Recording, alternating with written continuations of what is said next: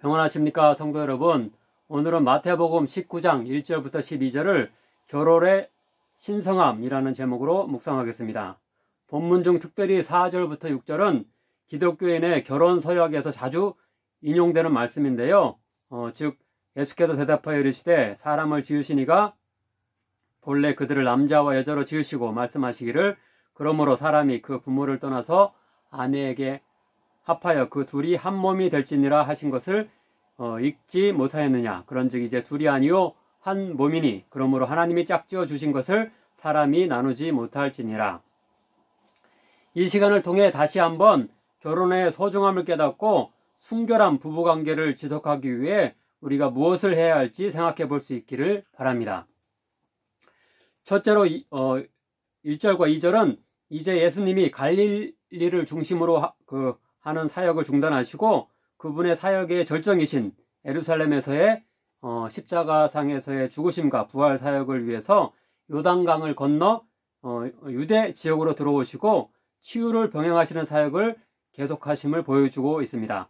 예수께서 이 말씀을 마치시고 갈릴리를 떠나 요단강 건너 유대 지경에 이르시니 큰 무리가 따르거늘 예수께서 거기서 그들의 병을 고치시더라.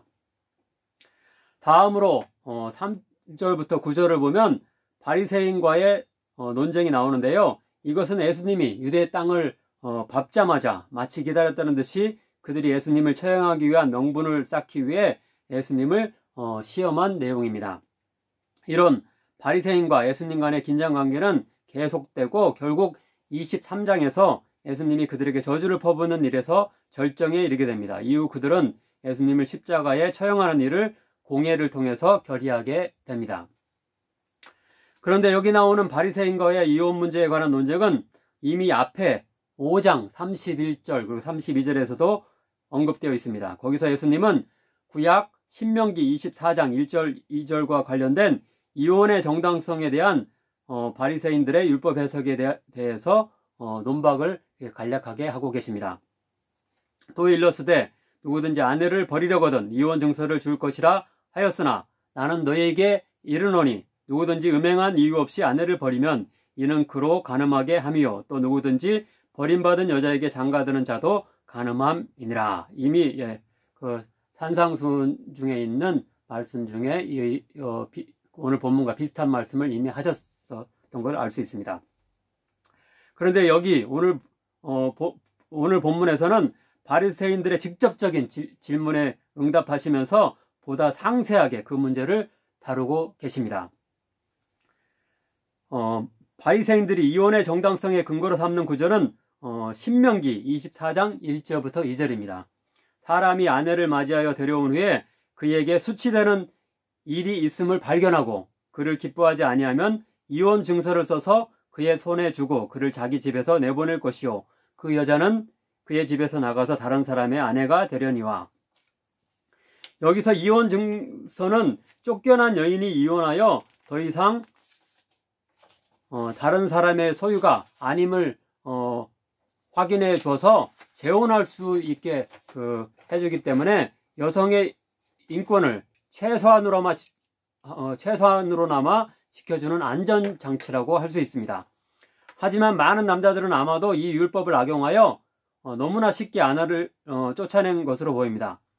이혼 증서를 주어 다시 재혼할 길을 제공했으니 더 이상 내 알 바 아니다 하면서 온갖 이유를 들어 아내를 쫓아난 것으로 보입니다.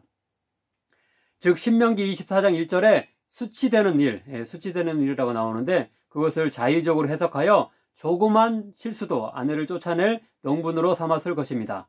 우리나라에서도 과거에 칠거지약이라고 해서 시부모에게 순종하지 않고 아들이 없고 음탕하며 질투하며 나쁜 병이 있고 말이 많으며 도둑질을 한다는 등의 갖은 이유를 들어서 아내를 함부로 쫓아낸 역사가 있습니다. 이렇게 바리새인들은 구약의 모세율법을 동원하여 이혼이 정당화되는 경우가 있지 않느냐라고 예수님께 묻지만 예수님은 모세율법이 있기 전에 그 창조시 아담과 하와에 대해서 주셨던 창세기 2장 24절 말씀을 인용하시면서 본래 이혼은 하나님의 뜻이 아니었음을 밝히고 계십니다. 또 나중에 모세를 통해 이혼 규정을 주신 것은 다만 우리 인간이 완악하기 때문에 어쩔 수 없이 최소한의 안전장치를 마련하기 위해 그러셨다고 밝히십니다. 즉 8절입니다. 모세가 너희 마음이 완악함 때문에 아내 버림을 허락하였거니와 본래는 그렇지 아니라. 마지막으로 9절은 다만 아내 측에서 불륜을 저지를 경우에만 이혼이 정당함을 가르치십니다. 내가 너희에게 말하노니 누구든지 음행한 이유 외에는 아내를 버리고 다른데 장가드는 자는 간음함이니라. 고린도전서 7장을 보면 배우자가 불신자라고 해도 이미 결혼했다면 최대한 결혼관계를 유지해야 하지만 불신 배우자 편에서 종교적 이유로 이혼을 요구한다면 이혼할 수도 있다고 나옵니다. 또한 만약 배우자가 생명을 위협할 정도로 폭력을 가한다면 살인하지 말라는 10계명에 위배되므로 이혼이 정당화될 수 있을 것입니다. 그러나 여기서 예수님이 강조하시는 것은 이혼의 정당한 사유가 아니라 결혼의 신성함입니다. 6절에서 예수님은 창세기 2장 24절을 이렇게 해석하십니다. 그런즉 이제 둘이 아니요 한 몸이니 그러므로 하나님이 짝지어 주신 것을 사람이 나누지 못할지라 하시니.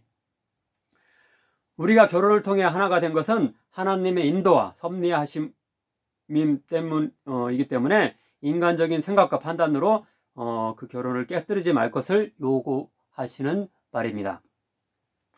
이런 예수님의 강력하신 이혼 금지 말씀에 10절에서 예수님의 제자들까지도 잘 수긍하지 못하고 비꼬는 모습을 보입니다. 제자들이 이르되 만일 사람이 아내에게 이같이 할진대 장가들지 않는 것이 좋겠나이다. 아내를 남편의 마음대로 부리지 못한다면 아예 결혼하지 않고 독신으로 사는 것이 낫지 않겠느냐라고 하며 그들은 당시에 성차별적인 문화에 편승하는 발언을 하고 있습니다. 그런데 이 제자들의 반응은 오늘날에는 미혼 남성 청년들 뿐만 아니고 미혼 여성 청년들에게서도 비슷하게 많이 나타나는 것 같습니다.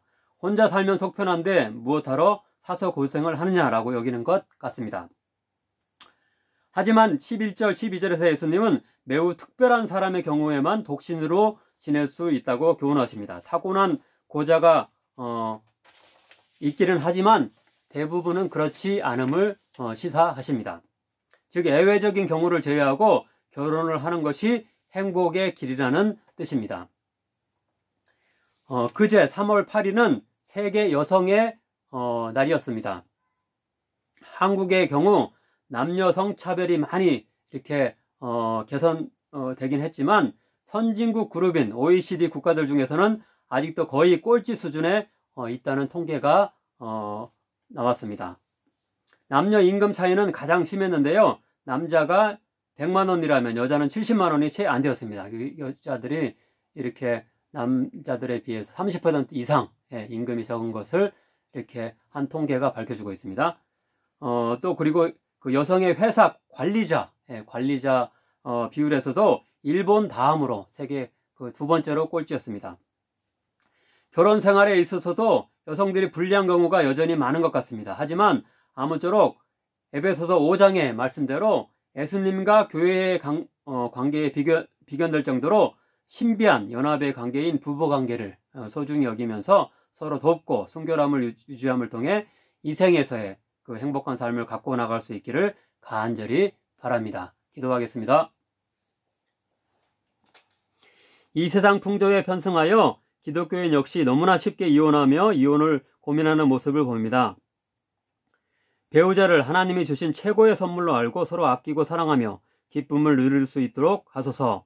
가정을 유지하는 일이 만만치는 않지만 천국에서 신랑으로 모실 예수님을 미리 사모하고 헌신하는 마음으로 이 땅에서의 반려자를 귀하게 여기고 도울 수 있게 하소서. 예수님의 이름으로 기도하옵나이다. 아멘.